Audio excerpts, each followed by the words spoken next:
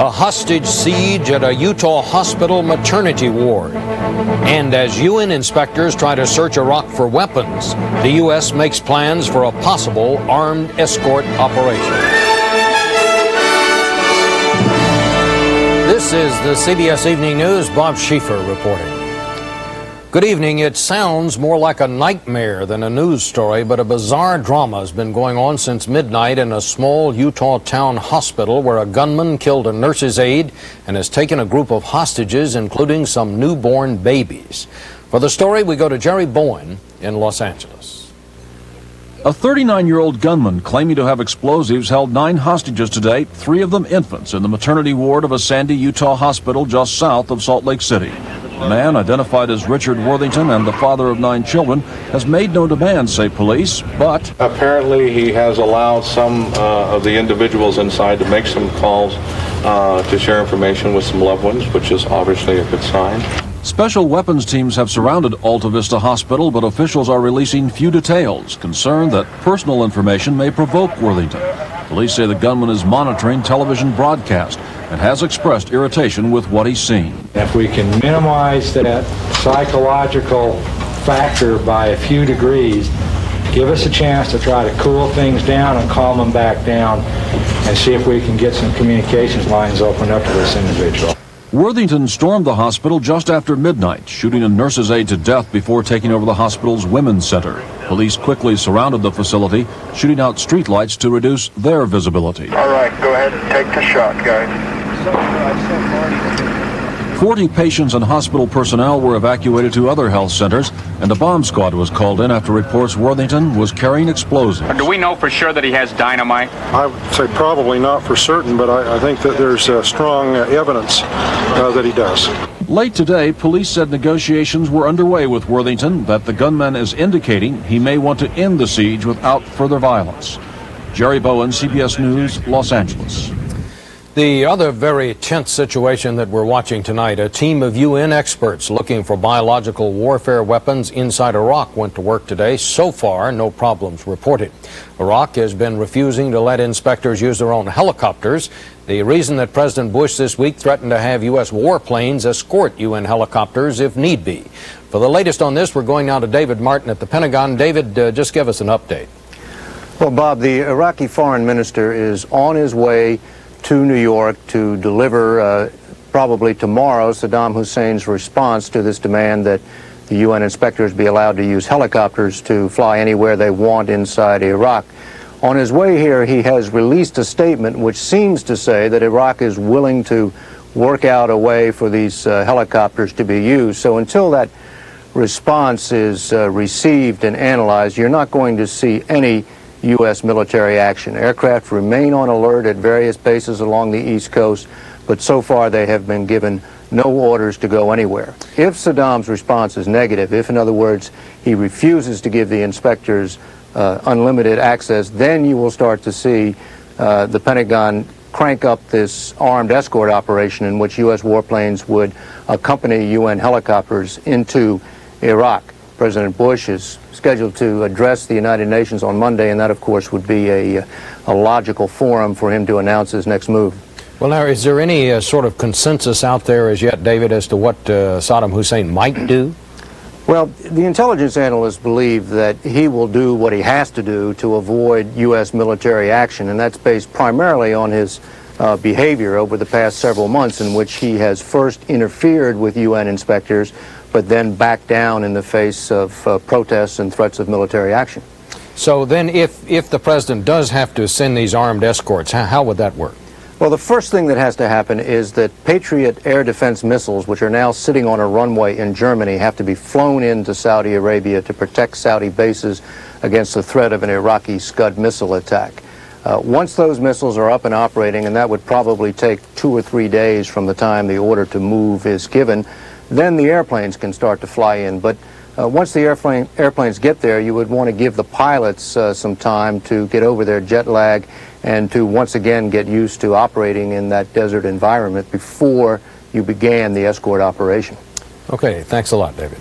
The Navy says that a helicopter crashed overnight in the northern Gulf, but that both crewmen were rescued. The helicopter was from the USS Stark, the frigate hit by Iraqi missiles during the Iran-Iraq War. And UN Secretary General Perez de Cuellar is asking the Security Council to boost the amount of oil that Iraq can sell to feed its people. Perez de Cuellar says he does not want the Iraqi population to starve, but the threat of that happening is apparently very real. Alan Pizzi reports. The pastoral simplicity is as old as mankind, an idyllic scene only a few miles south of the Iraqi capital, seemingly untouched by war and politics. This is the best of Iraqi agriculture, but farms like this could never feed the country. Even before sanctions, nearly half of Iraq's food needs were imported. Praise God, the seeds are good this year, the family patriarch says. We hope the government can help us next year, too. But Haji Salman Mahmoud knows that life grows more precarious by the day for his extended family of 40. Official reports say this year's harvest could be the worst since 1984, adding to fears expressed in United Nations reports that malnutrition and even famine are real threats in Iraq. The shortages that already exist have sent prices up as much as 50 times the official levels. In an effort to dampen spiraling free market food prices, the government is forcing farmers to sell the bulk of their produce to the state. And there's less to go into it every day. The cows here only produce enough milk for the farm family. Even that production can only be relied on because the cows don't need any modern technology. There are almost no mechanical aids to farming working anymore because of the shortage of spare parts. The one thing that is in abundance is water, but irrigation canals from the Euphrates River will only keep flowing as long as the pumps last, and there are no parts for them either. The date palms, which take 20 years to produce their first crop, can go on forever. Pruned and harvested by ancient methods even sanctions cannot affect. An estimated 30 million palms provided Iraq with its biggest export after oil. Sanctions stopped that. Almost everything that Iraq has done to pull itself into the modern world has been all but ruined by the war and sanctions. And even the ancient ways which have survived everything are beginning to fail. Alan Pizzi, CBS News, Sajraj, Iraq. A leader of Lebanon's Hezbollah group implied today that American Terry Anderson and Church of England envoy Terry Waite are the most valuable Western hostages.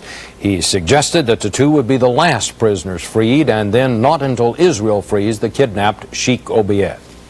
Still ahead on tonight's CBS Evening News, the New World Order brings a renewed role for the United Nations, and the noise that annoys in New Orleans.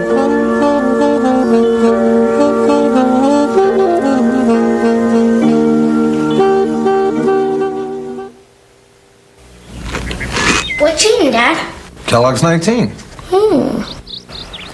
A breakfast of 19 vitamins, minerals, and other essential nutrients. You want some? No. Some people go to great lengths to keep the great hearty taste of Kellogg's 19 all to themselves. So if you've never tried it... Kellogg's 19? Ew. That suits them fine. Kellogg's 19. Really great taste in disguise. Most kids think medicine has to taste bad, but Dimetap Elixir tastes great, and it's recommended most by pediatricians. I like Dimetap. Dimetap and Dimetap DM works as good as it tastes. I'm alive, Jeff Hashimoto. I'm alive, Rhonda Williamson. I'm alive, Sonia Schofield. I'm alive, Howard Weber. Want to get more out of life? I'm alive, Jessica Weber. Get airbags. See your Allstate agent for a list of cars with airbags. We're alive. I need a laxative that can work dependably. Doxadan can. But can it be gentle? Doxadan can. Doxadan works dependably overnight with a special ingredient for gentle relief. Dependable, yes. Gentle, yes. Doxadan can. Heavy gunfire broke out tonight in Zagreb, the capital of breakaway Croatia. The fighting spilled over into another Yugoslav republic, with the army apparently calling the shots there.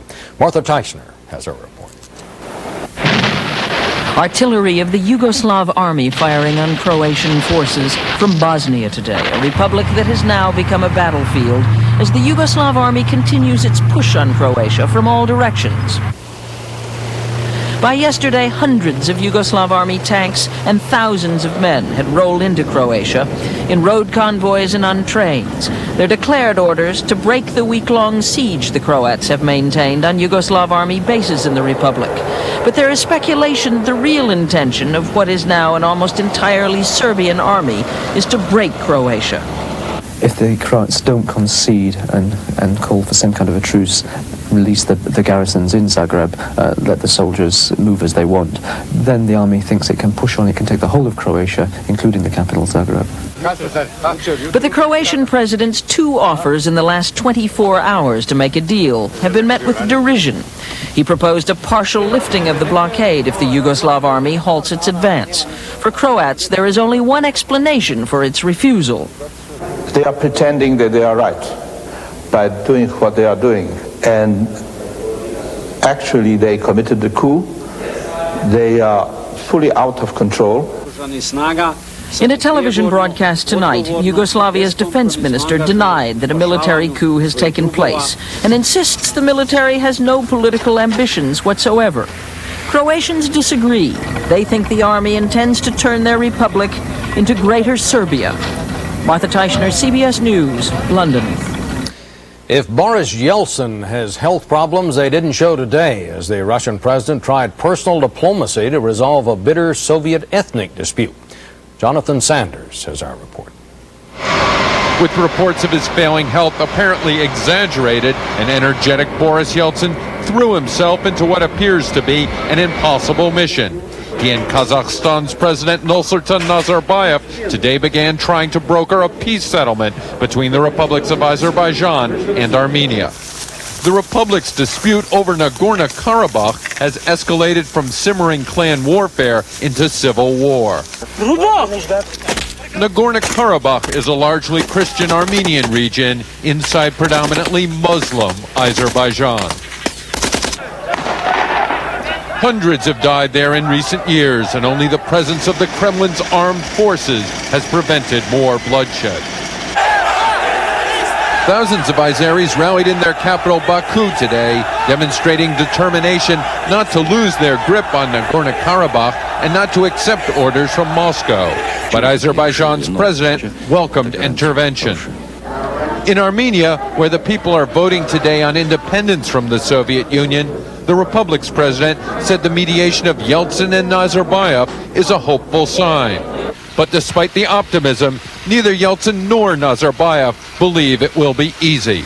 Jonathan Sanders, CBS News, Moscow.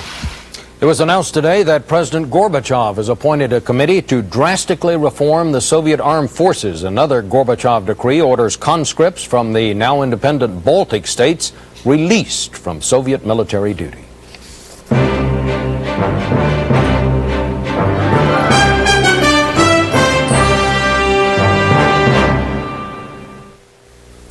What's popping up fat free? Special K waffles from Eggo. Once you see how good fat free can be, whoa, no, you never let go. No way. It's all mine. Special K waffles from Eggo. Eggo Special K waffles. Crisp, delicious, yet every bite fat free, cholesterol free, and just 80 calories per waffle. See how good fat free can be. Oh, no, you never let go. Nah. Special K waffles from Eggo. Orafix really sticks. New formula Orafix Special really sticks with you. And it's guaranteed to hold dentures tight or your money back. Orafix really sticks. Guaranteed. Everybody needs some $12 for every mile over the limit. That's $300. You can add fast too. Next. To send someone money fast, call 1-800-CALL-CASH or come to any Western Union location. Western Union, the fastest way to send money. Sometimes I feel like I'm being pulled in a dozen directions at once. Stress, poor diet, irregularity. Then I read about fiber therapy with new Metamucil wafers. They taste like cookies, so while the kids have their milk and cookies, I have my fiber. New Metamucil fiber wafers. Just 2 little wafers have as much soluble fiber as this bowl full of apples. Extra fiber you may need to stay regular. I still can't slow down. but at least now I can keep up. New Metamucil Fiber Wafers. Fiber therapy for busy people. I'm Charles Carroll. Dorothy Donegan plays jazz piano, and it's music to our ears. Her story and many others this Sunday morning. It's gone virtually unremarked, but one result of the war in the Persian Gulf and the collapse of the Soviet Union has been a new attitude in Washington about the United Nations. The Reagan administration had little use for the UN, but the current administration has a decidedly different view. And that is our Washington notebook. The UN, back in business, back in favor. Peacekeeping is definitely a growth industry, and I think we'll see more of it as time goes by. As UN inspectors push and probe the Iraqis to disclose their nuclear weapons sites, this, say the diplomats, is what the UN was designed to do. And the United States, deeply disillusioned with it for more than a decade, is now finding the UN an effective instrument for settling world disputes. The United States in the past 2.5 years has found that its work in the United Nations has been far more effective than it has been in the past. The new effectiveness seems to have come about mainly because of the dramatic changes in what was once the Soviet Union. Every time the United States or the West wanted something, it just was reflexive. The Soviets wanted the opposite, and it went both ways. The phrase up there was that if you feed the snake, we feed the mongoose. The Soviet communist system has now collapsed, pretty much leaving everybody with the impression that Western parliamentary values, the values of free enterprise and free political systems, have won out. Ronald Reagan and his people found the going rocky at the UN. There were countless votes condemning U.S. policies toward Israel and South Africa. Angry exchanges like the one over the shoot-down of KAL 007. But George Bush's litmus test for the UN came with the Gulf War and Secretary of State James Baker's tireless shuttle diplomacy to convince UN members to condemn Iraq. It could not have gone better for the U.S. Whereas in the past, the Soviet Union was orchestrating a decidedly anti-Western, anti-American majority, the Soviet Union is no longer there behind the scenes to orchestrate that anti-American majority. In fact, the Soviet Union is cooperating with the United States. And they have not interfered with Secretary General Perez de Cuellar's efforts to resolve the hostage crisis in Lebanon. With the new era of good feeling, the UN has high hopes now for organizing peacekeeping forces in Cambodia and El Salvador, where the Soviets have been accused in the past of meddling. I would describe the United Nations now as a competitor in the marketplace for international problem solving. Not that we would use it in every international crisis, but that it's far more viable as a problem solver than it was even 3 or 4 years ago. But while there is no question that the UN is becoming more relevant, it does face complicated questions in the future brought on by the uncertain situation in what was once the Soviet Union. For example, will newly declared independent states there demand entry into the UN? Which ones should be recognized, and what role should the UN play if hostilities break out among them?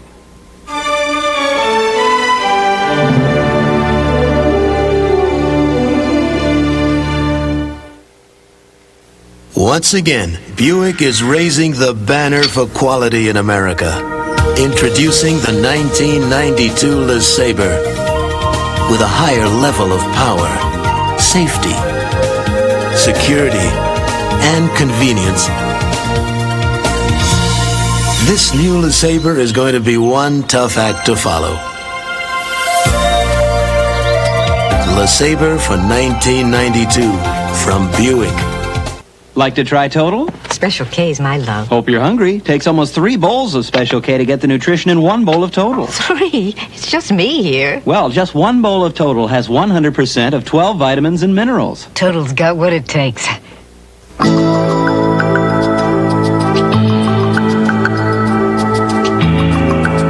1 in 4 adults faces the risk of heart disease from high cholesterol. A diet low in saturated fat and cholesterol with Fleischmann's Extra Light can help change those odds. Fact is, no leading spread is lower in saturated fat. Another fact, 0 cholesterol. And on top of everything, it tastes good. Fleischmann's Extra Light. Ever notice how wonderfully plump plums are? How luscious and sweet? Just like these Sunsweet pitted prunes. Now maybe that's just a coincidence, but I don't think so. only one prune tastes sun-sweet. It was a cattle call for candidates today. Democratic presidential hopefuls assembled in Los Angeles, hoping to impress party leaders. They brought out their best speeches and a little life to a campaign that's so far been all but non-existent. David Dow reports. It was a parade that seemed unlikely at best just a few weeks ago. 7, count 'em 7, announced or potential Democratic presidential candidates stepping up for some party soul searching and a few licks at George Bush. He says he understands working people because he eats pork rinds. Oh, Bush can eat 3 bags of pork rinds every day and he still won't understand ordinary hard-working Americans. We must have a different assumption about rebuilding America. The messages on this meeting of the Democratic National Committee reflect a hope and a frustration. The hope that President Bush is vulnerable on the domestic front to economic discontent. I think the American people are saying, yes, we have proven that we're number one militarily.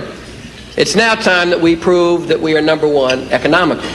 The frustration here is that unemployment lines and recession have not yet translated into a Democratic groundswell. 70-some-odd% of the public continues to say that they approve of the way this president is handling his job, and that is a stellar approval rating for a president in these types of conditions. Adding to the problem, most of the president's likely challengers and their programs are still widely unknown to voters.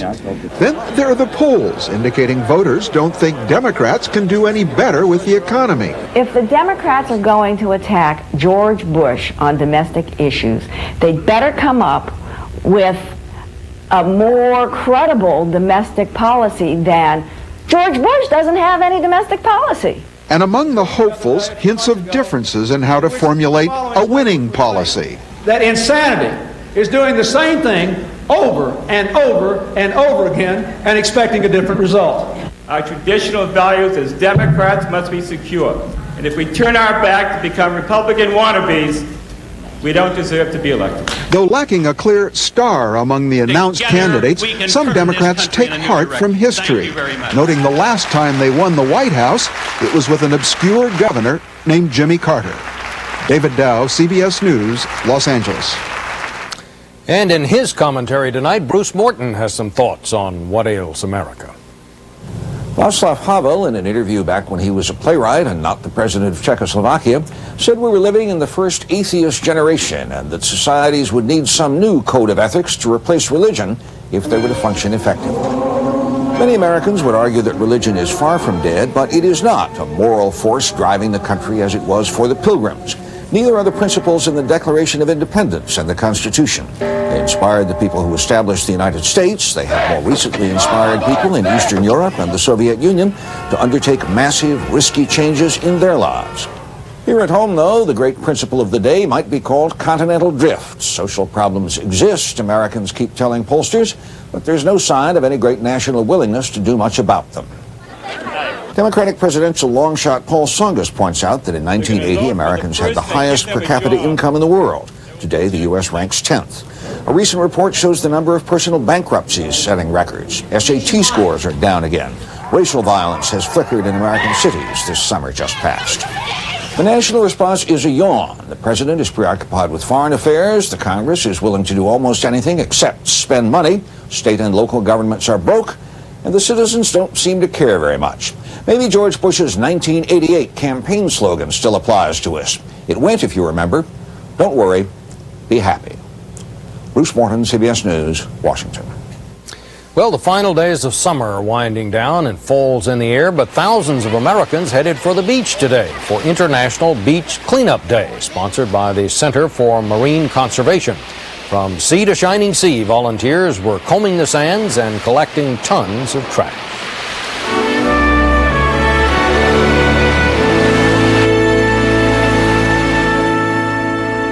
Ask Angela Lansbury about aspirin-free Bufferin AF Nighttime.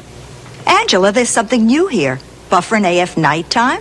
Yes, it's from the makers of Bufferin, for when you feel achy at night and you're having trouble getting to sleep. It's for both problems? Uh-huh. Bufferin AF Nighttime should really help. You see, it's a maximum strength aspirin-free pain reliever plus a gentle non-prescription ingredient to help you get to sleep. New Bufferin AF Nighttime helps put pain and you to sleep. What does this woman know about dieting that maybe you don't? That you don't have to drink your breakfast, because a serving of Kellogg's Special K actually has fewer calories than a glass of the leading diet shake. In fact, the entire Special K breakfast, including fruit, skim milk, and coffee, has fewer calories than the diet shake. So, if you're going to have something special when you're trying to lose weight, shouldn't it be something special with fewer calories? Kellogg's Special K. Lose the fat. In the spirit of the Olympic Games, the Postal Service would like to present two-day priority mail. That's delivery in just 2 days of up to 2 pounds for just $2.90. Remember, 2 days, 2 pounds, $2.90. 2-day priority mail from your Postal Service. We deliver for you. Official sponsor of the 1992 Olympic Games. Finally tonight, New Orleans has long been known as a city whose streets are alive with the sound of music, the sound of jazz. It is hard to believe, but as Scott Pelley reports, some residents these days are complaining about too much of a good thing.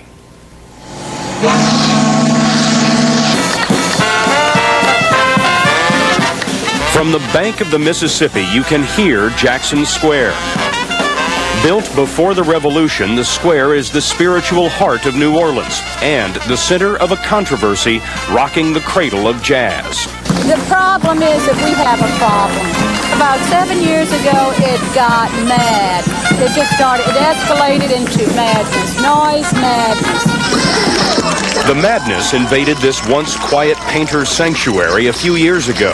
Now bands and performers are turning up the volume, competing with the artists for a buck. For businesses and residents, it's a cacophony of chaos, enough to raise the roof of the oldest cathedral in America.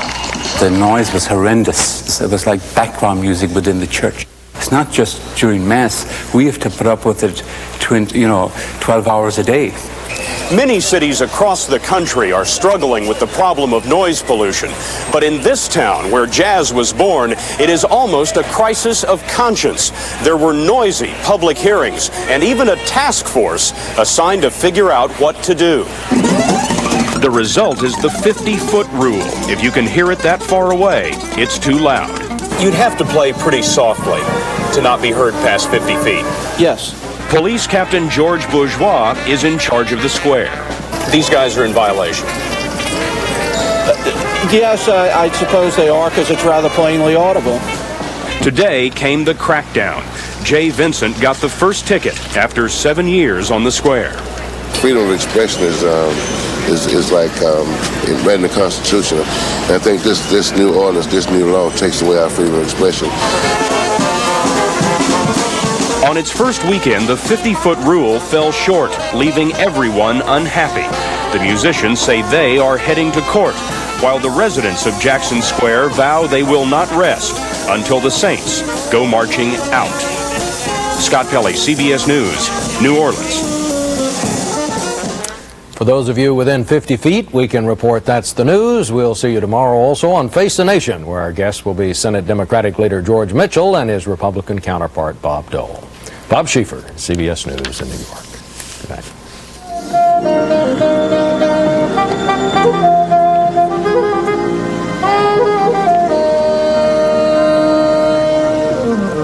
You are free people. Happy? Yes. Now we can openly root for 49ers. Yet you cheer for Rams and big offensive weapon Jim Everett. I'd rather pull plow.